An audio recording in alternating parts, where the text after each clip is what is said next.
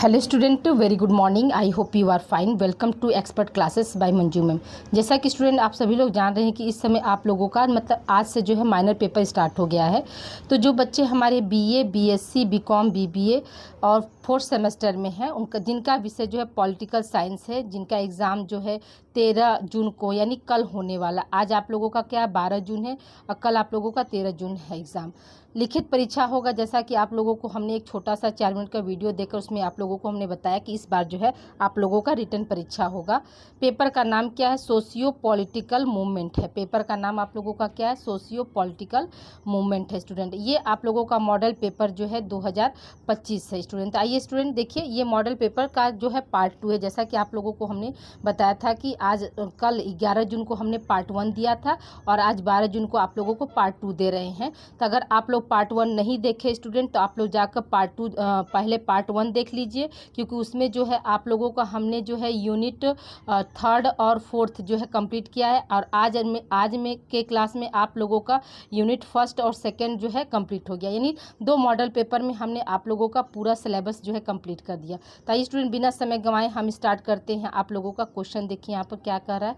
Question है आपका कि आदिवासी या जिसको हम इंग्लिश में क्या बोलते हैं, ट्राइबल मूवमेंट क्या है सॉरी, आदिवासी आंदोलन या जिसको इंग्लिश में बोलते हैं ट्राइबल मूवमेंट क्या है, या जनजातीय आंदोलन से आप क्या समझते हैं, इसके बारे में आप लोगों को बताना है। तो देखिए यहाँ पे क्या है, आदिवासी आंदोलन या जनजातीय आंदोलन भारत में अंग्रेजों के खिलाफ और बाद में भारत में उनके अधिकारों के लिए हुए संघर्षों का प्रतिनिधित्व करते हैं। ठीक है, यानी जो आदिवासी जो जनजातियां हैं वो क्या है, अपने अधिकार के लिए ये आंदोलन की थी। और उसके बाद क्या हुआ, जब भारत स्वतंत्र हो गया उसके बाद भी वो अपने अपने मतलब स्थायित्व के लिए, अपने नाम के लिए, अपनी पहचान के लिए हमेशा वो क्या की, संघर्ष में रही। ठीक है, यह आंदोलन आदिवासी समुदायों की अपनी भूमि, संसाधनों और सांस्कृतिक पहचान की रक्षा के लिए लड़े गए थे। जैसे जो है आपका आदिवासी आंदोलन किसके लिए लड़ा गया था, तो जो भूमि था, भूमि मतलब जमीन, जो भी संसाधन थे उनके जीविकोपार्जन के लिए, और जो भी उनकी सांस्कृतिक जो भी कल्चरल जो पहचान थे उसकी रक्षा के लिए वो क्या किए थे, यह आंदोलन जो है मतलब शुरू किए थे, या उसके लिए ये जो है लड़ाई लड़े थे। ठीक है, आदिवासी आंदोलन के प्रमुख कारण, मतलब आदिवासी आंदोलन जो हुआ उसके क्या क्या कारण थे। तो पहला कारण क्या, भूमि का हस्तांतरण। देखिए इसमें क्या, आदिवासी समुदायों को औपनिवेशिक शक्तियों तथा जमींदारों द्वारा भूमि अधिग्रहण और अतिक्रमण का सामना करना पड़ा, जिसमें उनके पारंपरिक क्षेत्र और आजीविका का नुकसान हुआ। अंग्रेजों ने घोषणा की कि जंगल जो है राज्य की संपत्ति है। देखिए भूमि का हस्तांतरण उन्होंने किया, शुरू कर दिया। इसमें क्या हुआ, जितने भी आदिवासी थे उनके जो भी जीविका के जो भी संसाधन थे उसको क्या हुआ, क्षति पहुंचाया गया। और जो अंग्रेजों का जो एक्ट था उस समय अंग्रेजी शासन था, ब्रिटिश शासन था, तो उन्होंने ये बताया कि जो जंगल है वो क्या है, वो राज्य की संपत्ति है, न कि आपकी संपत्ति है। तो इसके लिए भी क्या हुआ, आदिवासी आंदोलन जो है शुरू किया गया। फिर आइए दूसरे हेडिंग पर हम चलते हैं। दूसरा हेडिंग क्या है आपका कि शोषणकारी राजस्व प्रणाली। अंग्रेजों ने एक नई भूमि राजस्व प्रणाली और जनजाति उत्पादों पर जो है कर मतलब टैक्स लागू किया, जिसके परिणाम स्वरूप भूमि पर आदिवासियों के पारंपरिक अधिकार जो है समाप्त हो गए। देखिए जो शोषणकारी, तो अंग्रेजों ने क्या किया, अंग्रेजों ने जब देखा कि नहीं इस तरह से जो इस आंदोलन को अगर हम नहीं रोकेंगे तो हमारा जो है वर्चस्व खत्म हो जाएगा, तो इसके लिए उन्होंने क्या किया, उन्होंने जो है मतलब भूमि राजस्व प्रणाली और जनजाति उत्पादों पर क्या किया, फिर टैक्स लगा दिया कि आप अगर खेती करते हैं तो आपको इतना टैक्स देना होगा। इसकी वजह से भी क्या हुआ, आपका जो है आदिवासी आंदोलन की जो है शुरुआत की गई। ठीक है, अगला कारण क्या है, वन नीतियाँ। वन नीतियाँ में देखिए क्या है कि वन विभाग 1864, वन अधिनियम 1865 और भारतीय वन अधिनियम 1878 में आदिवासियों की वनों तथा प्राकृतिक संसाधनों तक पहुंच को प्रतिबंधित कर दिया, जिससे उनके पारंपरिक शिकार, संग्रहण और कृषि प्रथाओं पर जो है क्या हुआ, प्रतिकूल प्रभाव पड़ने लगा। जैसे आदिवासी जो है, तो आप लोग जानते हैं कि आदिवासी का जो है आदिवासी लोग क्या करते हैं, अपने भोजन के लिए शिकार करते हैं। उस शिकार को या जो भी उनका जो भी मटेरियल है खाने पीने से संबंधित उसका संग्रहण करते हैं और अपनी कृषि प्रथाओं को जो है मतलब वो पीढ़ी दर पीढ़ी क्या करते हैं, हस्तांतरित करते रहते हैं। लेकिन जब जैसे ही वह जो वन नीतियाँ बनी, वो क्या हुआ, इन तीनों पर क्या हुआ, उनका जो है प्रतिकूल प्रभाव पड़ने लगा। फिर क्या, बिचौलियों का प्रवेश। बिचौलियों का प्रवेश का मतलब क्या हुआ कि जैसे दो व्यक्ति, जैसे मैं और आप हूँ, आप और मैं क्या है, तो फिर हमारा क्या है, हम आपको पढ़ा रहे हैं, आपको शिक्षित कर रहे हैं, आप क्या कर रहे हैं, शिक्षित हो रहे हैं। तो लेकिन इसमें बिचौलिया कौन काम कर रहा है, हमारा मोबाइल काम कर रहा है, हमारा यूट्यूब चैनल काम कर रहा है। बिचौलियों का मतलब क्या हुआ कि बीच में आने वाला। ठीक है, तो देखिए जो माध्यम बना, तो वो अभी क्या है, हमारे आपके बीच जो माध्यम बन रहा है, तो वो कहीं ना कहीं सकारात्मक चीज़ है, नकारात्मक चीज़ नहीं। लेकिन उस समय क्या था, उस समय जो आदिवासी आंदोलन हुआ, तो जो बीच के जो लोग आए, उसमें क्या कि उन्होंने अहम भूमिका निभाई आदिवासी आंदोलन को जो है बढ़ावा देने के लिए।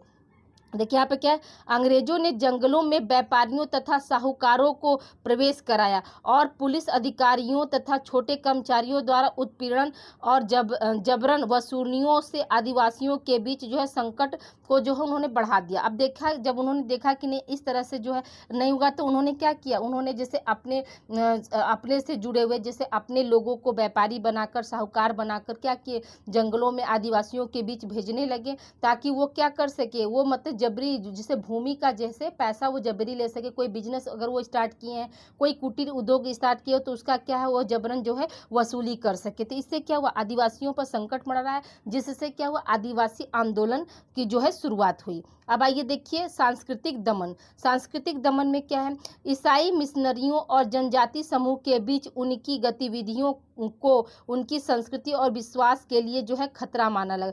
तो अब जैसे आदिवासी लोग हैं, तो क्या करते थे, वो जैसे ईसाई धर्म को ज़्यादा मानते हैं।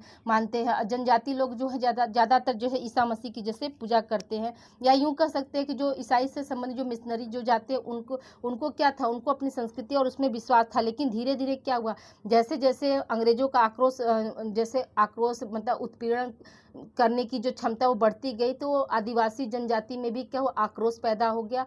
और वो क्या किए, आदिवासी आंदोलन का जो है मतलब शुरुआत की। ठीक है, अब आइए देखिए हम बात करते हैं दूसरे प्रश्न की ओर। दूसरा प्रश्न हमारा क्या कह रहा है कि असहयोग आंदोलन, जिसको हम इंग्लिश में क्या बोलते हैं, नॉन कोऑपरेशन मूवमेंट से आप क्या समझते, इस आंदोलन के क्या कारण थे। तो देखिए असहयोग आंदोलन एक ऐसा आंदोलन था जिसे महात्मा गांधी ने 1920 से 1922 तक ब्रिटिश शासन के खिलाफ शुरू किया था। इसका उद्देश्य ब्रिटिश सरकार से सहयोग वापस लेना और भारत को स्वराज दिलाना था। ठीक है, असहयोग आंदोलन जो है कब से कब शुरू किया गया, तो 1920 से लेकर 1922 के बीच में शुरू किया गया था। और किसके द्वारा शुरू किया गया था, तो याद रखिएगा कि महात्मा गांधी जी के द्वारा शुरू किया गया था। इस असहयोग आंदोलन का उद्देश्य क्या था, इस असहयोग आंदोलन का उद्देश्य था कि भारत का जो स्वराज है उसको वापस किया जाए, और साथ ही जो अंग्रेज जो ब्रिटिश शासन जो है मतलब सहयोग दे रही है, वह अपना सहयोग, अपना जो हेल्प है वो वापस ले जाए। हमें क्या है, हमें स्वराज चाहिए। ये जो है असहयोग आंदोलन का जो था उद्देश्य था। अब देखिए आइए बात करते असहयोग आंदोलन के कारण, मतलब किन कारणों से जो है असहयोग आंदोलन को जो शुरुआत किया गया। तो देखिए पहला क्या था, रोलेट एक्ट। इस कानून के तहत बिना किसी मुकदमा या जांच के किसी भी व्यक्ति को क्या किया जाता था, गिरफ्तार कर दिया जाए। जो अंग्रेजों के समय से जैसे रोलेट एक्ट बनाया गया, तो इसमें क्या किया, जैसे वो व्यक्ति अपराधी है या नहीं है, इसकी बिना जांच किए ही क्या कर देते, उन पे मुकदमा कर देते थे या फिर उनको जेल में डाल देते थे। तो ये चीज़ तो गलत था। तो इसके लिए ये भी, इस एक्ट को ख़त्म करने के लिए भी क्या किया गया, असहयोग आंदोलन को जो है शुरुआत की गई। फिर दूसरा क्या था, जालियांवाला बाग हत्याकांड 13 अप्रैल 1919 को अमृतसर में हुआ था, जिसमें ब्रिटिश सरकार ने शांतिपूर्ण प्रदर्शन पर गोलीबारी की थी। जो जालियांवाला बाग हत्याकांड जो था, तो वो क्या था, वो ये आपका 13 अप्रैल 1919 को अमृतसर में किया गया था। वहाँ पे क्या था, वहाँ पे लोग जो थे शांतिपूर्ण, जैसे अपने स्वराज, अपने देश के लिए जो है शांतिपूर्ण जो है प्रदर्शन कर रहे थे, विद्रोह प्रदर्शन कर रहे थे। लेकिन उसमें वो कहीं भी अहिंसक चीज़ों को जो है बढ़ावा नहीं दे रहे थे। लेकिन इसके बावजूद भी क्या किया, ब्रिटिश सरकार ने जो है उनको मार गिराया, उन पे गोलीबारी की। तो इसकी वजह से भी जो है यह आंदोलन जो है शुरुआत किया गया। तीसरा क्या है आपका, ब्रिटिश सरकार के आर्थिक शोषण। ब्रिटिश सरकार ने भारत की आर्थिक व्यवस्था को कमज़ोर कर दिया था। हमारा देश क्या था? हमारा देश, हम सभी लोग अब पढ़ते आ रहे हैं कि हमारा देश था, भारत जो थी सोने की चिड़िया के नाम से जाना जाता है, क्योंकि यहाँ पर जो है धन संपत्ति खाद्यान्न इतने उच्च कोटि के थे, हीरे जवाहरात इतने ज़्यादा थे कि इसी वजह से जो है हमारे देश को क्या सोने की चिड़िया कहा जाता था। उसके उस समय जब ब्रिटिश शासन आई तो उन्होंने क्या किया, धीरे धीरे जो भी हमारे देश की अचल संपत्ति थी उसको क्या किया, उन्होंने अपने देश में ले गया, जिससे क्या हुई, जिससे जो भारत की जो अर्थव्यवस्था थी वो कमज़ोर हो गई। और कमज़ोर होने के कारण क्या हुआ, जो ब्रिटिश सरकार थी तो वो आर्थिक शोषण भी जो है मतलब भारतीयों का करने लगी। अब आइए देखते हैं अगला पॉइंट, हमारा चौथा क्या है कि अंग्रेजों ने, ठीक है देखिए, अंग्रेजों ने पहले विश्व युद्ध में भारतीयों को सहयोग प्राप्त करने के लिए यह वादा किया था कि युद्ध समाप्त होने के बाद भारत में संवैधानिक सुधार की दशा में कदम बढ़ाए जाएंगे, लेकिन इस वादे को पूरा नहीं किया और इसके स्थान पर रोलेट एक्ट जैसा कानून भारतीयों पर थोप दिया, जिससे क्या हुआ, इससे भी भारत का एक बड़ा वर्ग अंग्रेजों के विरुद्ध खड़ा हो गया। देखिए अंग्रेजों ने क्या कहा कि जैसे ही विश्व युद्ध खत्म हो जाएगा आप लोगों को क्या होगा, आप लोगों के देश के लिए जो है मतलब संवैधानिक जो है सुधार किया जाएगा। लेकिन उन्होंने क्या किया, उन्होंने अपने वादे को पूरा नहीं किया, लेकिन उसके बदले क्या किया, रोलेट एक्ट जैसा कानून बना दिया, जिसमें यह था कि बिना किसी व्यक्ति के गलती के, बिना किसी व्यक्ति के कसूर के, बिना किसी व्यक्ति के गुनाह के, उससे बिना जांच पड़ताल किए बिना क्या है उसको जेल में डाल देना, उसको जो है प्रताड़ित करना, ऐसा कानून जो है बनाया गया। उस पर मुकदमा कर दिया जाता था, उसको गिरफ्तार कर दिया जाता था। तो रोलेट एक्ट जैसा कानून बनाया गया, जिसकी वजह से क्या हुआ, असहयोग आंदोलन का जो है सूत्रधार हुआ। अब आइए देखिए पांचवां पॉइंट देखते हैं। पांचवां पॉइंट क्या है आपका कि इसके अलावा अमृतसर के जालियांवाला बाग में शांतिपूर्ण तरीके से विरोध कर रही निहत्थी भीड़ पर अंग्रेजों ने गोली चलाकर इसे हत्या कांड को अंजाम दिया। ठीक है, इस हत्याकांड को अंजाम दिया। इसके विरुद्ध भी संपूर्ण भारत में अंग्रेजों के विरुद्ध एक तीखी प्रक्रिया व्यक्त की गई। इस परिघटना ने भी भारतीयों को अंग्रेजों के विरुद्ध आकर्षित किया। इन समस्त घटनाओं ने समेकित रूप से असहयोग आंदोलन को क्या किया, जन्म दिया था। ठीक है, तो इन सभी घटनाओं से क्या हुआ, उन्होंने जो है इस आंदोलन को क्या किया, जन्म दिया। किस आंदोलन का, असहयोग आंदोलन का। अब आइए देखिए, थोड़ा सा डिटेल में हो गया। अब आइए देखिए कि मतलब प्रारंभ कब हुआ था, थोड़ा सा इसके बारे में भी देख लेते हैं। असहयोग आंदोलन का प्रारंभ 1 अगस्त 1920 ईस्वी को असहयोग आंदोलन का प्रारंभ हो गया था। दुर्भाग्यवश इसी दिन लोकमान्य बाल गंगाधर तिलक की मृत्यु हो गई थी। ठीक है, 1 अगस्त 1920 ईस्वी को जो है असहयोग आंदोलन महात्मा गांधी जी के द्वारा जो है शुरुआत की गई थी, और इसी दिन क्या हुआ, लोकमान्य बाल गंगाधर तिलक की क्या थी, मृत्यु हो गई थी। सितंबर 1920 में कोलकाता में भारतीय राष्ट्रीय कांग्रेस का विशेष अधिवेशन बुलाया गया था। इसमें असहयोग आंदोलन संबंधी प्रस्ताव भी प्रस्तुत किया गया था। इसके बाद सितंबर 1920 में भारतीय राष्ट्रीय कांग्रेस का वार्षिक अधिवेशन नागपुर में आयोजित हुआ। इस अधिवेशन के दौरान असहयोग आंदोलन के प्रस्ताव को पुष्टि कर दी गई थी। आधिकारिक तौर पर असहयोग आंदोलन जो है प्रारंभ हो गया था। ठीक है, तो प्रारंभ कहाँ हुआ, तो प्रारंभ जो है नागपुर अधिवेशन में जो है इसको पुष्टि की गई, और उसी समय पर क्या आधिकारिक मतलब अधिकार के साथ जो है इस आंदोलन का जो है प्रारंभ हो गया था। अब आइए देखिए दूसरा पॉइंट हम देखते हैं। दूसरा पॉइंट क्या है कि कांग्रेस ने अपने नागपुर के वार्षिक अधिवेशन में 2 प्रमुख निर्णय लिए थे। पहले तो इनमें से पहले तो था कि ब्रिटिश शासन के भीतर स्वशासन की मांग का परित्याग करना और उसके स्थान पर स्वराज को अपना लक्ष्य घोषित करना। ठीक है, तो पहला ये हो गया। अब आइए देखिए चौरी चौरा कांड तथा असहयोग आंदोलन की वापसी। तो देखिए असहयोग आंदोलन की वापसी कब हुई, तो जो चौरी चौरा कांड हुआ उसके दौरान जो है असहयोग आंदोलन की वापसी हुई थी। देखिए 5 फरवरी 1922 को वर्तमान गोरखपुर चौरी चौरा नामक स्थान पर एक हिंसक भीड़ ने पुलिस चौकी पर हमला कर दिया, उसे आग के हवाले कर दिया। इसके परिणाम स्वरूप 20 पुलिसकर्मी मारे गए। इस घटना को इतिहास में चौरी चौरा कांड के नाम से जो है जाना जाता है। देखिए चौरी चौरा कांड जो था वो कब हुआ? तो आपका 5 फरवरी 1922 ईस्वी को गोरखपुर के चौरी चौरा नामक स्थान पर एक हिंसक भीड़ में क्या किया गया? पुलिस चौकी को जला दिया गया था। और जिसमें क्या हुआ था? जिसमें जो है 20 पुलिसकर्मी जो थे वो क्या थे? मारे गए थे या उनकी मृत्यु हो गई। इसीलिए इस घटना को हम किस नाम से जानते हैं? तो चौरी चौरा के नाम से जानते हैं, क्योंकि महात्मा गांधी ने अहिंसा के दर्शन के सहारे असहयोग आंदोलन का आरंभ किया था। लेकिन चौरी चौरा घटना के कारण व्यापक हिंसा सामने आई। इससे रुष्ट होकर गांधी जी ने 12 फरवरी 1922 ईस्वी को बारदौली, ठीक है, बारदौली में कांग्रेस कार्य समिति की बैठक में असहयोग आंदोलन को वापस लेने की घोषणा की और इसके साथ ही असहयोग आंदोलन जो है समाप्त हो गया। तो देखिए 5 अगस्त, ठीक है, 5 अगस्त कब शुरुआत हुआ था? 5 फरवरी, सॉरी कब इसकी शुरुआत, एक मिनट मैं भूल गई। हाँ देखिए, इसकी शुरुआत जो हुई थी 1 अगस्त 1920 ईस्वी को जो है प्रारंभ किया गया था। ठीक है, 1 अगस्त 1920 ईस्वी को जो है प्रारंभ किया गया था और इसको असहयोग आंदोलन को वापस कब लिया गया? तो 12 फरवरी 1922 ईस्वी को जो है इसको वापस लिया गया। क्यों लिया गया? क्योंकि जो चौरी चौरा कांड हुआ उसकी वजह से, क्योंकि गांधी जी जो थे अहिंसावादी थे, वो अहिंसा के सहारे जो है असहयोग आंदोलन आरंभ किए थे। लेकिन जब चौरी चौरा कांड हो गया, इसमें क्या हुआ? व्यापक हिंसा हुई और उससे क्या हुआ? इस घटना से वो रूठ गए और उठने के कारण क्या किया उन्होंने? 12 फरवरी 1922 ईस्वी को जो है बारदौली में उन्होंने ये घोषणा की कि अब मैं क्या है असहयोग आंदोलन को वापस लेता हूं। तो इसी के साथ जो है असहयोग आंदोलन जो है समाप्त हुआ। ठीक है, अब आइए अगले प्रश्न की ओर बढ़ते हैं स्टूडेंट। अगला प्रश्न हमारा क्या करा है?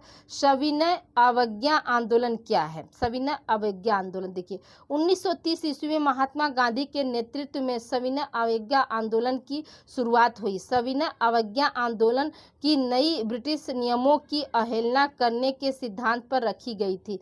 साबरमती में अपने आश्रम में गांधी जी ने गुजरात के समुद्र तटी गांव डांडी तक अपनी प्रसिद्ध नमक यात्रा डांडी मार्च की शुरुआत 6 अप्रैल को वे डांडी पहुंचे और नमक बनाने के लिए समुद्र के पानी को उबालकर कर कानून की जो है अवहेलना की। जो देखिए पहला इसे हम पॉइंट क्या समझेंगे कि सविनय अवज्ञा आंदोलन जो है किसने शुरू किया? तो इसमें हम क्या बताएंगे स्टूडेंट कि जो सविनय अवज्ञा आंदोलन था तो उसको जो है महात्मा गांधी जी के द्वारा जो है कब 1930 ईस्वी में शुरू किया गया था। क्यों शुरू किया गया था? क्योंकि इन्होंने क्या किया था, ब्रिटिश सरकार को जो है ब्रिटिश सरकार के विरुद्ध उन्होंने जो है समुद्र के पानी को खौलाकर नमक जो बनाया और इसी के दौरान जो है उन्होंने इस ब्रिटिश कानून की जो है अवहेलना की। अब देखिए, अब आगे बात करते हैं हम नमक सत्याग्रह आंदोलन के आवश्यक पहलू कौन कौन से थे। तो देखिए नमक सत्याग्रह आंदोलन, एक मिनट, हाँ देखिए, नमक सत्याग्रह महात्मा गांधी द्वारा भारत में ब्रिटिश सरकार के नमक पर टैक्स लगा था। ठीक है, नमक पर जो है टैक्स लगा, नमक कर के जवाब में किया गया एक विशाल सविनय अवज्ञा आंदोलन था। ठीक है, तो उन्होंने क्या किया कि नमक पर भी आप टैक्स लगा रहे हैं, तो उस नमक के टैक्स पर उन्होंने जो है सविनय अवज्ञा आंदोलन का जो है आरंभ किया। 12 मार्च 1930 ईस्वी को गांधी जी ने साबरमती आश्रम से लोगों के एक बड़े समूह का नेतृत्व करते हुए गुजरात के तटी गांव डांडी तक समुद्र जल से नमक बनाकर नमक निषेध को तोड़ा और गांधी आंदोलन के कुछ आवश्यक जो है पहलू भी थे। गांधी ने इस आंदोलन के जो है कुछ आवश्यक पहलू भी दिए। पहला पहलू क्या था? तो उन्होंने ये बताया, पहले पहलू में क्या बताया या पहला पहलू क्या हुआ? तो 12 मार्च 1930 ईस्वी को नमक सत्याग्रह शुरू हुआ और 6 अप्रैल 1930 ईस्वी को समाप्त किया गया। ठीक है, 12 मार्च 1930 ईस्वी को, ठीक है, 12 मार्च 1930 ईस्वी को क्या किया गया? नमक सत्याग्रह को शुरू किया गया था और 6 अप्रैल 1930 ईस्वी को इसको समाप्त किया गया। महात्मा गांधी ने 24 दिनों का अहिंसक मार्च आयोजित किया था। ठीक है, जो ये सविनय अवज्ञा आंदोलन था तो वो कितने दिनों का था? तो याद रखिएगा कि 24 दिनों का था। दूसरा पॉइंट क्या है? नमक मार्च में ब्रिटिश दमन के खिलाफ एक व्यापक प्रतिरोध आंदोलन की शुरुआत की। उस समय अंग्रेजों ने भारतीयों को नमक इकट्ठा करने और बेचने पे क्या किया था? रोक लगा दिया था। इसीलिए जो है ये सत्याग्रह का जो आंदोलन जो है स्टार्ट किया गया था। अगला पॉइंट हमारा क्या है, जब महात्मा गांधी डांडी समुद्र तट पर पहुंचे तो उन्होंने अवैध नमक बनाकर कानून का उल्लंघन किया। लाखों भारतीयों ने नमक का उत्पादन करके अवैध नमक खरीद कर नमक प्रतिबंधों की अवहेलना की, जिसके परिणाम स्वरूप पूरे देश में गांधी आंदोलन जो है व्याप्त हो गया था। ठीक है, फिर क्या है, चौथा पॉइंट क्या है, नमक मार्च की शुरुआत केवल 80 लोगों के साथ हुई थी। देखिए पहले स्टार्टिंग में क्या था, 80 लोग बस जुड़े थे, लेकिन जैसे जैसे 390 किलोमीटर की यात्रा में अधिक लोग इसमें शामिल होते गए और 50,000 लोगों की ताकत जो है इसमें बढ़ गई। देखिए यहाँ पर क्या है, नमक मार्च योजना नमक मार्च की जो शुरुआत की गई थी, आंदोलन का शुरुआत जो कितने लोगों से किया गया था, 80 लोगों के साथ किया गया था। और कितने किलोमीटर की ये यात्रा थी, तो 390 किलोमीटर की यात्रा थी। लास्ट में जो है 80 लोगों से इनकी संख्या बढ़कर कितनी हुई स्टूडेंट, तो 50,000 तक बढ़कर हो गई थी, जो कि बहुत बड़ी ताकत बन गई थी। ठीक है, अब आइए आगे बात करते हैं।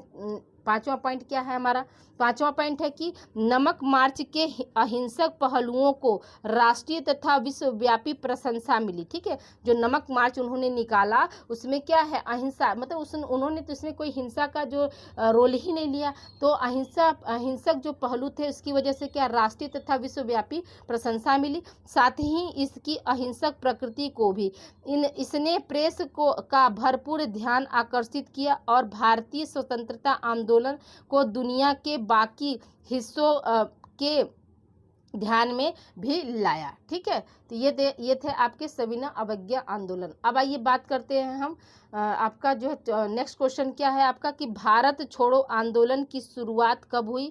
भारत छोड़ो आंदोलन पर एक टिप्पणी लिखिए। ठीक है, भारत छोड़ो आंदोलन की जो है शुरुआत कब की गई थी और इस पर क्या है आपको टिप्पणी लिखना है स्टूडेंट। देखिए स्टूडेंट, आप लोगों को ना मतलब केवल क्या है, मतलब आपको सारा जो है आंदोलन के बारे में ही पढ़ना है। देखिए अब यहाँ पर हम अति लघु लघु ऐसे तो करके नहीं दे रहे हैं, लेकिन एक जगह सारे कंटेंट आपको दे रहे हैं कि कुछ तो आपके दिमाग में रहेगा, तो आप कुछ भी प्रश्न आएंगे, जैसे भी प्रश्न आएंगे, अगर लॉन्ग में आ रहा है तो लॉन्ग में भी आप बना कर लिख सकते हैं, वेरी शॉर्ट में भी लिख सकते हैं और शॉर्ट में भी लिख सकते हैं। इतना टाइम नहीं था मेरे पास कि मैं मतलब 3 मॉडल पेपर बना दूं, कि नहीं एक वेरी शॉर्ट हो गया, एक शॉर्ट हो गया, एक लॉन्ग हो गया, इसलिए आपको 2 ही मॉडल पेपर में हम अपने तरीके से दे रहे हैं। और इतना कंटेंट आपके सभी से मैंने चारों यूनिट को टच किया है स्टूडेंट, इससे बाहर क्वेश्चन आप लोगों के नहीं आएंगे। देखिए यहाँ पे क्या है, भारत छोड़ो आंदोलन 9 अगस्त 1942 को महात्मा गांधी द्वारा शुरू किया गया एक आंदोलन था। ठीक है, भारत छोड़ो आंदोलन की शुरुआत कब हुई थी, तो भारत छोड़ो आंदोलन की शुरुआत जो है आपका 9 अगस्त 1942 ईस्वी को हुई थी। भारत छोड़ो आंदोलन का जो है प्रतिनिधित्व किसने किया था, तो महात्मा गांधी जी के द्वारा जो है शुरू किया गया था। ठीक है, यह आंदोलन भारत में ब्रिटिश शासन को समाप्त करना चाहता था। जो भारत छोड़ो आंदोलन था उसका उद्देश्य क्या था, तो उसका उद्देश्य ये था कि वो ब्रिटिश शासन को क्या करना चाहता था, समाप्त करना चाहता था। यह आंदोलन मुंबई में एक भाषण में शुरू हुआ था, जहां महात्मा गांधी ने भारतीयों को करो या मरो का आह्वान किया था। ठीक है, उन्होंने एक नारा लगाया था, महात्मा गांधी जी ने जो है भारत छोड़ो आंदोलन के लिए एक स्लोगन दिया, एक आह्वान किया, वो क्या था, करो या मरो वाला। ठीक है, कांग्रेस ने अंग्रेजों को भारत से वापस चले जाने के लिए विद्रोह प्रदर्शन शुरू किया। भारत छोड़ो आंदोलन में भी गांधी जी ने करो या मरो का जो है नारा दिया था। ठीक है, तो ये गांधी जी के द्वारा जो है ये नारा दिया गया था। करो या मरो नारा जो है किस आंदोलन से संबंधित है, तो आप क्या बताएंगे, करो या मरो जो नारा है वो क्या है, भारत छोड़ो आंदोलन से जो है संबंधित है। आगे देखते हैं स्टूडेंट, आगे क्या है, आंदोलन को दबाने के लिए अंग्रेजों ने भाषण के एक दिन के भीतर ही कांग्रेस के अधिकांश नेताओं को कैद कर लिया। ठीक है, तो उस अंग्रेजों ने क्या किया, अंग्रेजों ने सोचा कि अगर ये करो या मरो नारा जो आ गया, जो स्लोगन आ गया, तो इससे क्या जनता में बहुत ज़्यादा आक्रोश आएगा। हाँ, उसमें क्या है, अब देखिए मरता क्या न करता, एक कहावत है ना कि मरता क्या न करता, उसको पता है कि उसकी मृत्यु निश्चित है, तो वो क्या करेगा, सोचेगा ना कि अब तो हमें मरना ही है, तो हम क्यों नहीं ये काम करके मरे। तो उस समय जो था ये करो या मरो वाला एक बहुत ज़्यादा जैसे कि सॉलिड मुद्दा था। ये मतलब हर भारतीय के अंतर आत्मा को जो है झंझोर देने वाला था। उस समय सभी को ये था कि मतलब हमारा देश आज़ाद हो और हम आज़ादी की सांस लें। आज अगर ये लोग जो भी स्वतंत्रता सेनानी थे, जो भी स्वतंत्रता नेता थे, अगर आज उन्होंने अगर इतनी कुर्बानी नहीं दी होती तो क्या आज हम आज़ाद आज़ाद होते, क्या अपने स्वतंत्र वतन में हम जो है स्वतंत्रता का सांस ले पाते? बिल्कुल नहीं ले पाते। तो ऐसे ऐसे जो थे स्लोगन उन्होंने लाया, आह्वान किया, जिससे क्या हुआ, हर भारतीय के अंदर एक ऊर्जा आई कि नहीं अब बहुत हो गया, अब हमको क्या है अपने स्वराज वापस चाहिए। तो इसमें क्या था, इसमें इस नारा में भारत छोड़ो आंदोलन में मतलब सभी मतलब देश के हर स्टेट से मतलब जो है एक मुहिम, एक अभियान के तौर पर लोग जो है शामिल हुए। फिर क्या है, सभी अंग्रेजों ने युद्ध समाप्त होने तक स्वतंत्रता देने से इनकार कर दिया। ठीक है, उस समय क्या हुआ, सभी अंग्रेज जितने भी थे तो उन्होंने क्या कहा, जैसे विश्व युद्ध जब खत्म हो गया तो अंग्रेजों ने ये कहा कि नहीं हम आपको स्वतंत्र नहीं कर सकते। लोगों ने रेल की पटरियों, डाकघर, पुलिस स्टेशन जैसे ब्रिटिश सत्ता के प्रतीकों को नष्ट कर दिया। अब क्या था, करो या मरो वाली जब भावना आ गई तो उस समय क्या, तो उस समय जितने भी भारतीय थे, चाहे वो हिंदू थे, चाहे वो मुसलमान थे, चाहे वो सिख थे, चाहे ईसाई थे, ये डजंट मैटर। जैसे आज क्या, आज हम जातिवाद के नाम पर बहुत लड़ रहे हैं, लेकिन सोचिए कि अगर उस समय अगर ये जातिवाद रहती थी, क्या हमारा देश आज़ाद हो पाता? बिल्कुल नहीं आज़ाद हो पाता। तो उस समय क्या था, हिंदू, मुसलमान, सिख, ईसाई सभी लोग क्या थे, सभी लोगों में जो है आक्रोश की भावना आ चुकी थी। उनको ये था कि अब या तो हम करके मरेंगे या तो मतलब अपना जो है स्वदेश वापस लेकर रहेंगे। तो इसके लिए उन्होंने जो है जितने भी रेल की पटरियां थी उसको जो है नष्ट कर दिया, डाकघर को नष्ट कर दिया, पुलिस स्टेशन को भी नष्ट कर दिया। फिर क्या है, भारत छोड़ो आंदोलन के नेता सुचिता कृपलानी, राम मनोहर लोहिया, अरुण सराफ अली, जयप्रकाश नारायण थे। ठीक है, इस आंदोलन में वास्तव में, ठीक है एक मिनट आप देखिए, हाँ यह आंदोलन वास्तव में जन आंदोलन था, जिसमें हजारों लोगों, श्रमिकों, किसानों को अपने दायरे में लाया। इसमें नेताओं की सक्रिय भागीदारी भी देखी गई। मतलब जितने भी नेता थे इस जो है भारत छोड़ो आंदोलन में, सभी लोग मतलब बढ़ चढ़ के हिस्सा लिए। और जितने भी भारत के उस समय श्रमिक यानी मजदूर लोग थे, किसान लोग थे, सभी लोगों ने जो भी उनसे मतलब सामर्थ्य बना, सभी लोगों ने जो है इस आंदोलन का हिस्सा बना और अपने देश को जो है आज़ाद कराया। तो देखिए अब इसका लक्ष्य क्या था, भारत छोड़ो आंदोलन का लक्ष्य क्या था।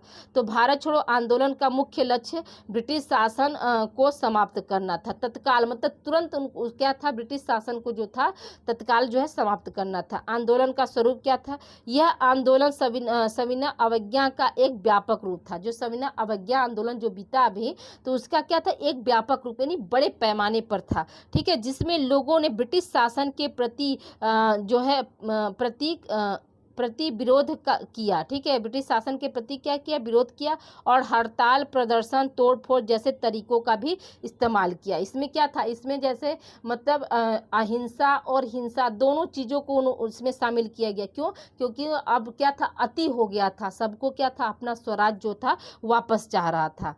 फिर देखिए आंदोलन का दमन कैसे हुआ। तो अंग्रेजों ने आंदोलन को दबाने के लिए कई राजनेताओं को गिरफ्तार कर लिया, लेकिन लोगों ने आंदोलन को जारी रखा। मतलब उनका हाथ तो काट दिया गया, लेकिन फिर भी मतलब उस समय जो लोग थे उन्होंने कहा कि कोई बात नहीं, मेरा हाथ कटा तो क्या, मैं पैर से चल के जाऊंगा। देखिए नेता लोग क्या थे, नेता लोग उस समय जो थे उनके दाहिने हाथ थे। साइड सी बात है कि हमारे बॉडी का जो मेन पार्ट होता है, जिसे कहा जाता है दाहिना हाथ को क्यों जो ज़्यादा स्ट्रांग मानते हैं लोग, जैसे जो भी एक्टिविटी होती है हम दाहिने हाथ से ज़्यादा करते हैं, लेफ्ट हैंड का यूज कम करते हैं। तो उस समय क्या था, उस समय जैसे जो नेतृत्व करने वाले थे, अगर उन्हीं को गिरफ्तार कर लिया जाएगा तो जाहिर सी बात है कि हम विकलांग मानेंगे। लेकिन उस समय लोग जो थे उनके अंदर क्या था, करो और मरो वाला जो स्लोगन था वो हमेशा गूंज रहा था। उनको ये लगा कि ठीक है कोई बात नहीं है, अगर हमारे नेता बंदी बना लेंगे तो भी क्या है, हम अपने नेता की जगह पर ही अपने इस मुहिम को, इस अभियान को जो है आगे तक पहुंचाएंगे। फिर क्या है अगला, क्या आंदोलन का प्रभाव। भारत छोड़ो आंदोलन ने भारत में ब्रिटिश शासन को कमजोर कर दिया। देखिए भारत छोड़ो आंदोलन क्या था, ऐसा आंदोलन था जो कि ब्रिटिश शासन को क्या कर दिया, कमजोर कर दिया, और स्वतंत्रता के लिए लोगों की भावना को मजबूत किया। यह आंदोलन भारतीय स्वतंत्रता संग्राम के लिए एक महत्वपूर्ण मोड़ था। ठीक है, तो ये एक रास्ता मिला, भारत छोड़ो आंदोलन जो है ब्रिटिश शासन से जो है स्वराज लेने का जो है एक रास्ता मिला, एक ऐसा रास्ता मिला कि इसके बाद जितने भी मतलब होते गए वो सब आंदोलन से क्या हुआ, ब्रिटिश शासन जो है हार मान ली, और लास्ट में क्या हुआ, हमारे देश को उन्होंने आज़ादी दे दी। अब आइए अगले प्रश्न की ओर बढ़ते हैं। अगला प्रश्न हमारा क्या कह रहा है कि स्वदेशी आंदोलन से आप क्या समझते हैं, इस पर टिप्पणी लिखिए। ठीक है, स्वदेशी आंदोलन से आप क्या समझते हैं, इस पर टिप्पणी लिखिए। तो देखिए, भारतीय स्वतंत्रता आंदोलन का एक महत्वपूर्ण आंदोलन सफल रणनीति व दर्शन का भी है। देखिए, भारतीय स्वतंत्रता आंदोलन का एक महत्वपूर्ण आंदोलन जो है सफल रणनीति व दर्शन का था। स्वदेशी का अर्थ होता है अपने देश का। स्वदेशी का अर्थ क्या होता है, अपने देश का। इस रणनीति का लक्ष्य ब्रिटेन से बने माल का बहिष्कार करना था। ठीक है, जो स्वदेशी आंदोलन लाया गया, तो इस रणनीति का या इस आंदोलन का उद्देश्य क्या था। इस आंदोलन का उद्देश्य ये था कि जो ब्रिटेन से, जो ब्रिटिश सरकार के द्वारा जो भी माल बन रहे हैं उसका क्या है, बहिष्कार करना, और क्या भारत में बने माल का अधिकाधिक प्रयोग करके साम्राज्यवादी ब्रिटेन को आर्थिक हानि पहुंचाना व भारत के लोगों के लिए रोजगार सृजन करना था। देखिए, स्वदेशी आंदोलन क्या था, तो ब्रिटिश से जो था, मतलब जो भी सामान आते थे उसका बहिष्कार करके स्वदेश, यानी जो भारत के देश से जो भी बन रहा है उसको क्या करना, उसको खरीदना, और मतलब साम्राज्यवाद, अपने लिए क्या, खुद साम्राज्य खड़ा करना, और ब्रिटिश सरकार को जो था आर्थिक हानि पहुंचाना था। ठीक है, और जाहिर सी बात है कि जब हम स्वदेशी की बात करेंगे तो स्वरोजगार को भी बढ़ावा मिलेगा। आगे देखते हैं, आगे क्या, यह ब्रिटिश सरकार को उखाड़ फेंकने और भारत की समग्र आर्थिक व्यवस्था के लिए अपनाया गया साधन था। वर्ष 1905 में बंग भंग विरोधी जन जागरण से स्वदेशी आंदोलन को बहुत बल मिला। ठीक है, बंग भंग जो है विरोधी जन जागरण शुरू हुआ, उससे क्या हुआ, इस स्वदेशी आंदोलन को जो है बहुत बल मिला। यह 1911 तक चला और गांधी जी के भारत के पदार्पण के पूर्व सभी सफल आंदोलन में से क्या था, यह जो था एक था। ठीक है, अरविंद घोष, हाँ देखिए, अरविंद घोष, रविंद्रनाथ ठाकुर, लोकमान्य बाल गंगाधर तिलक तथा लाला लाजपत राय स्वदेशी आंदोलन के प्रमुख नेता थे। आपको पूछा जा सकता है कि स्वदेशी आंदोलन के प्रमुख नेता कौन थे, तो आप क्या बताएंगे, अरविंद घोष, रविंद्रनाथ ठाकुर, लोकमान्य बाल गंगाधर तिलक, और क्या थे, लाला लाजपत राय जी थे। ठीक है, आगे चलकर स्वदेशी आंदोलन महात्मा गांधी के स्वतंत्रता आंदोलन का भी केंद्र बिंदु बन गया। उन्होंने इसे स्वराज की आत्मा कहा। देखिए, स्वराज की आत्मा जो है किस आंदोलन को कहा गया था, तो स्वराज की आत्मा जो है आपके स्वदेशी आंदोलन को कहा गया था। अब आइए आगे बात करते हैं, स्वदेशी का विचार कांग्रेस, हाँ, स्वदेशी का विचार कांग्रेस के जन्म से पहले ही दे दिया गया था। जब 1905 ईस्वी में बंग भंग हुआ तब स्वदेशी का नारा जोरों से अपनाया गया। इस वर्ष कांग्रेस ने भी इसके पक्ष में मत प्रकट किया। देसी पूंजीपति उस समय, ठीक है, उसे नहीं हुआ, उस समय मिल खोल रहे थे, इसलिए स्वदेशी आंदोलन उनके लिए बड़ा ही लाभदायक सिद्ध हुआ। इन दिनों जापान ने रूस पर विजय प्राप्त की, इसका असर सारे पूर्वी देशों पर हुआ। भारत में बंग भंग विरोध में सब आए तो ही एक मिनट, हाँ देखिए, भारत में बंग भंग के विरोध में सब आए ही तो थे। ठीक है, आए ही तो, एक मिनट, थोड़ा टेक्निकल इशू कभी कभी आ ही जाता है। मैं क्या करूँ,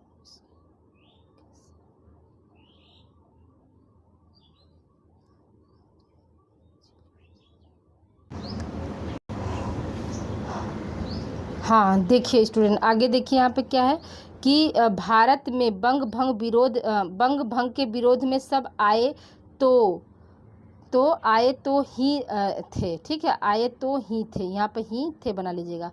अब विदेशी वस्तु बहिष्कार आंदोलन ने बल पकड़ा। वंदे मातरम, ठीक है, मातरम, यहाँ म हलंत रहेगा, मातरम इस युग का महामंत्र था। 1906 ईस्वी के 14-15 अप्रैल को स्वदेशी आंदोलन के गढ़वारी साल में बंगी प्रादेशिक सम्मेलन होने का जो है निश्चय हुआ। उन दिनों जो है सार्वजनिक रूप से वंदे मातरम का नारा लगाना गैर कानूनी बन चुका था। कई युवकों को नारा लगाने पर बेत लगाने के अलावा अन्य सजा भी जो है दी गई थी। ठीक है, तो ये क्या था, ये आपका जो है था स्वदेशी आंदोलन से संबंधित जो था ये प्रश्न थे। स्टूडेंट इसको आप लोग अच्छे से जो है लिख लीजिएगा, और अच्छे से, अब लिखने का समय नहीं तो आप पॉइंट को बस आप समझे रहेंगे तो भी आप उसको कर लेंगे। अब आइए देखिए हम अगले प्रश्न की ओर बढ़ते हैं। अगला प्रश्न हमारा क्या, ब्रह्म समाज के संस्थापक कौन थे, या ब्रह्म समाज के बारे में टिप्पणी लिखिए। तो देखिए राजा राम मोहन राय, ठीक है, ब्रह्म समाज के संस्थापक कौन थे, तो याद रखिएगा कि राजा राम मोहन राय जो थे वो ब्रह्म समाज के संस्थापक थे। देखिए राजा राम मोहन राय ने 20 अगस्त 1828 ईस्वी को ब्रह्म समाज की जो है नींव डाली। यहाँ पर नींव होगा, नई नहीं होगा, ठीक है, यहाँ पर नींव डाली। औपचारिक रूप से ब्रह्म समाज का उद्घाटन 23 जनवरी 1830 ईस्वी को हुआ। राजा राम मोहन राय भारतीय इतिहास में आधुनिक भारत के अग्रदूत माने जाते थे। उनकी बुद्धि विवेचनात्मक और मेधा विशाल थी। ठीक है, उनकी बुद्धि क्या थी, विवेचनात्मक थी, तथा उसके साथ क्या था, मेधा विशाल था। धर्मों के वे ज्ञान कोश थे। अपनी विवेचनात्मक बौद्धिकता और सामाजिक हेतुवाद के कारण वे भारतीय पुनर्जागरण के पथ प्रदर्शक बने। ठीक है, फिर क्या है आपका, वे भारतीय, ठीक है, पथ प्रदर्शक बने। धार्मिक व सामाजिक नेता के रूप में उनका व्यक्तित्व विशाल और प्रायः जो है असाधारण था। ऐसा नहीं था कि उनके अंदर जो है दिखावटीपन नहीं था। 1828 ईस्वी में उन्होंने सती प्रथा के उन्मूलन के लिए विख्यात आंदोलन आरंभ किया। 1829 ईस्वी में तत्कालीन governor general Lord William Bentinck ने विनियम 17 के अंतर्गत सती प्रथा को अवैध घोषित कर दिया। देखिए जो सती प्रथा जो है मतलब समाप्त हुई, तो इसमें उसके पीछे कौन थे समाज सुधारक के रूप में, तो आपके जो है था राजा राम मोहन राय जी थे। उन्हीं का देन था कि जो सती प्रथा जैसी जो कुरीतियाँ थी उसका जो है समापन हुआ, और जो है हर स्त्री को जो है जो विडो स्त्री हैं उनको जो है जीने का अधिकार प्राप्त हुआ। ठीक है, फिर क्या है, देखिए इस दृष्टि से 1829 ईस्वी इस दृष्टि से 1829 के वर्ष को भारत के सामाजिक इतिहास में एक महत्वपूर्ण युग परिवर्तनकारी वर्ष माना जाता था। क्यों माना गया, क्योंकि 1829 ईस्वी को क्या किया गया, सती प्रथा का जो उन्मूलन किया गया, इसीलिए जो है इसको परिवर्तनकारी युग जो है माना जाता है।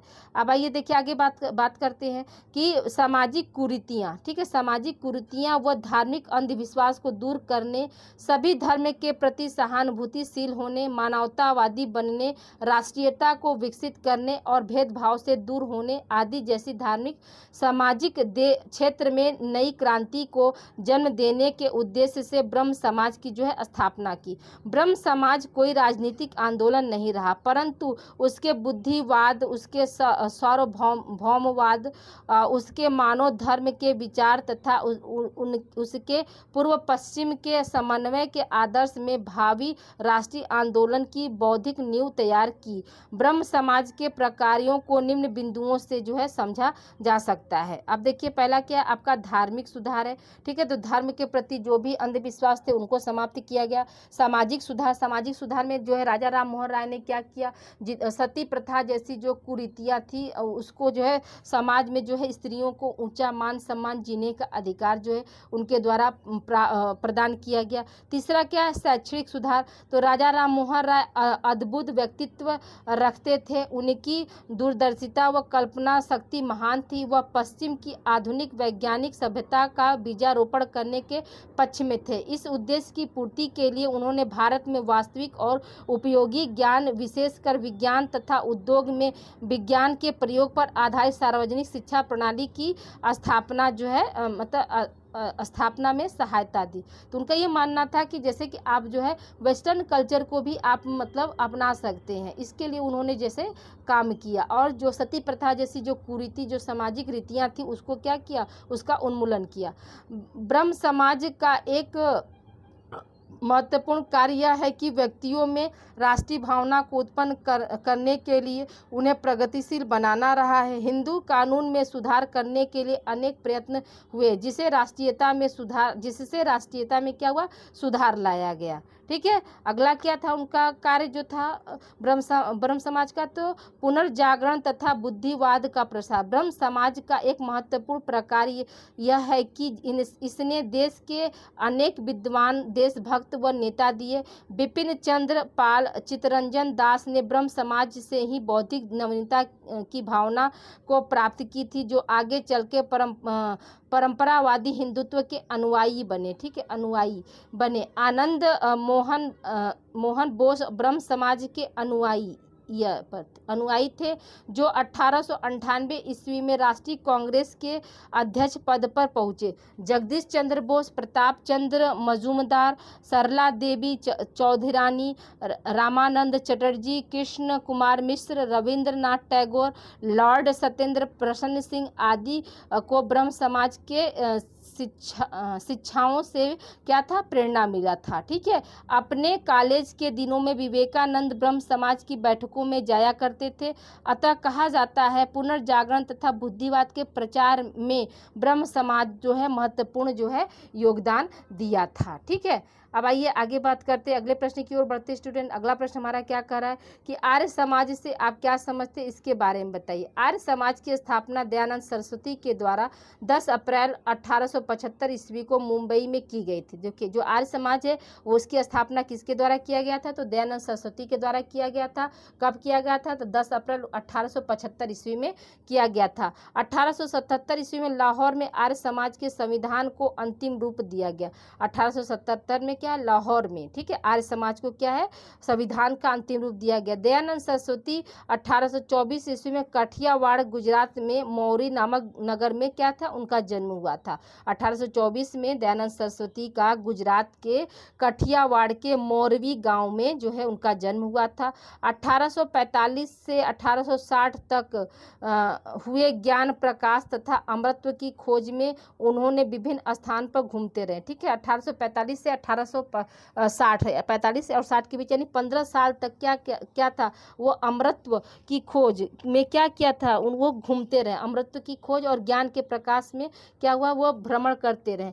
इस बीच वेदांत सार तथा वेदांत परिभाषा का परमानंद परमहंस से ज्ञान जो है उनको प्राप्त हुआ। 1860 ईस्वी में मथुरा में, ठीक है, 1860 ईस्वी में मथुरा में स्वामी विरजानंद सरस्वती के चरणों में बैठकर पाणिनि तथा पतंजलि का अध्ययन आरंभ किया। देखिए, दयानंद सरस्वती ने जो है क्या था, विरजानंद सरस्वती के चरणों में बैठकर पाणिनि और पतंजलि का जो था अध्ययन आरंभ किया। 1864 ईस्वी में सार्वजनिक रूप से उपदेश देना जो है उन्होंने प्रारंभ किया। 17 नवंबर 1869 ईस्वी को उन्होंने काशी में हिंदू वेद शास्त्र तथा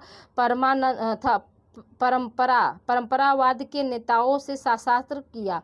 1875 में आर्य समाज की स्थापना की और 30 अक्टूबर 1883 ईस्वी में जहर दिए जाने के कारण क्या हुआ, उनका निधन हो गया। ठीक है, 30 अक्टूबर 1883 ईस्वी में संभवतः विश्व मतलब जहर देने के कारण क्या उनका मृत्यु हो गया। भारत के वर्तमान पुनर्जागरण आंदोलन में स्वामी दयानंद सरस्वती ने महती जीवनदायिनी शक्ति का जो है काम किया था। स्वभाव से वे अन्याय के विरुद्ध जन्मजात संघर्ष करने वाले रहे। सामाजिक विचारक के रूप में उन्होंने जन्म के स्थान पर गुण, कर्म और स्वभाव को जीवन में मनुष्य की स्थिति की कसौटी माना है। ठीक है, फिर क्या, आर्य समाज की स्थापना से देश में धार्मिक सामाजिक पुनर्जागरण का आरंभ हुआ। किसने किसी नवीन दर्शन की स्थापना नहीं की, बल्कि जो है सर्वप्रथम वेदों का प्रचार प्रसार किया था, इसने होगा। ठीक है, इसने किसी नवीन दर्शन की स्थापना नहीं की, बल्कि क्या किया, उन्होंने वेदों का प्रचार प्रसार किया। आर्य समाज के अंतर्गत 28 नियम आते हैं, लेकिन आजकल क्या है 10 नियम ही जो है इस समय जो है लागू हुए, या 10 नियम को जो है लोग ज़्यादा महत्व देते हैं। तो देखिए वो कौन सा है। पहला क्या, ब्रह्म ज्ञान सर्वज्ञ है। दूसरा क्या, ब्रह्म सत्य चित्त और आनंद है। तीसरा क्या, सभी सत्य विद्या जो पदार्थ विद्या से जाने जाते हैं उन सबका आदि परमेश्वर है। सत्य को ग्रहण करने तथा असत्य को छोड़ने में सर्वदा उद्यत रहना है। फिर समस्त कार्य धर्म अनुसार सत्य व असत्य के विचारोपरांत करना है। आर्य समाज का मूल उद्देश्य संसार का उपकार करना, शारीरिक और आत्मिक सामाजिक उन्नति है। ठीक है। छठा क्या है, सातवां क्या है आपका, कि सभी के प्रेम पूर्वक धर्म, ठीक है, सभी के प्रेम पूर्वक धर्म अनुसार व्यवहार करना। आठवां है अविद्या का नाश और विद्या की वृद्धि करना। सबकी उन्नति में अपनी उन्नति समझना। सभी प्राणियों को सामाजिक सर्वाधिक कार्य नियम पालन में परतंत्र रहना और प्रत्येक हितकारी नियम में सभी क्या है, स्वतंत्र हैं। ठीक है। अब आइए देखिए आर्य समाज के क्या योगदान थे। तो आर्य समाज के देखिए हमारे योगदान क्या है स्टूडेंट। तो सामाजिक सुधार है, ठीक है, सामाजिक है, धार्मिक है, शुद्धिकरण है, शैक्षणिक है और राष्ट्रीयता है। देखिए स्टूडेंट, ये आप लोगों का आज जो है आप लोगों का यूनिट जो है फर्स्ट और सेकंड और कुछ जो है चौथा यूनिट का भी कुछ पोर्शन बचा था, तो वो आज आप लोगों का हमने कंप्लीट कर दिया स्टूडेंट। देखिए तो अभी आप लोगों का देखिए इस समय क्या 11 बजने वाले हैं, ठीक है, 10:52 है। कोशिश है कि आप लोगों को 1 बजे तक हम आप लोगों को ये क्लास दे दें और अपनी तैयारी आप लोग बेहतर कर लीजिएगा स्टूडेंट। देखिए कम समय में आप लोगों को 4 यूनिट हमने कवर करा दिया, इससे बाहर कुछ भी आप लोगों को नहीं पढ़ना है। हाँ, तो आप लोग इस वीडियो को ज़्यादा से ज़्यादा बच्चों को आप लोग शेयर करिए, क्योंकि बहुत से बच्चों को जो है पता है कि ऑब्जेक्टिव होगा, लेकिन आज जो बच्चे एग्जाम जो देने जाएंगे तो उनसे आप लोगों को पता चल ही जाएगा कि नहीं लिखित परीक्षा है इस बार। ओके, ठीक है। तो मिलते हैं हम अगली क्लास यानी अब अगले सेमेस्टर में आप लोगों से मुलाकात होगी। जिनका विषय भी होम साइंस है स्टूडेंट, तो उनको हम जो है इस चैनल पर जो है होम साइंस मेजर जो है पूरा पढ़ाए हैं। तो आप लोग से जो बच्चे होम साइंस के हैं तो वो होम साइंस यहाँ पर 5वें सेमेस्टर में, और 5वें सेमेस्टर में आप लोगों का जो को करिकुलर रहेगा वो क्लास आप लोगों को मिलेगी। तो इस चैनल पर जो है आप लोगों को निःशुल्क, यानी कोई आप लोगों को जो है पेमेंट नहीं करना है स्टूडेंट, आप लोगों को निःशुल्क पढ़ना है। तो आप लोग इस चैनल को जो है बहुत अधिक से अधिक बच्चों को आप लोग दीजिए, क्योंकि ये आपका अपना खुद का चैनल है स्टूडेंट। ठीक है, इस पर कोई भी आप लोगों को पेमेंट नहीं करना है। ओके स्टूडेंट, मिलते हैं हम अगली क्लास में। Thank you for watching student, और आप सभी लोगों को ऑल द बेस्ट। आप लोगों का एग्जाम अच्छा हो, यही काशी विश्वनाथ जी से मेरी प्रार्थना है, और अच्छा होगा भी स्टूडेंट, आप मेरे स्टूडेंट हैं, आपका पेपर 101% अच्छा होगा। Okay, thank you for watching student.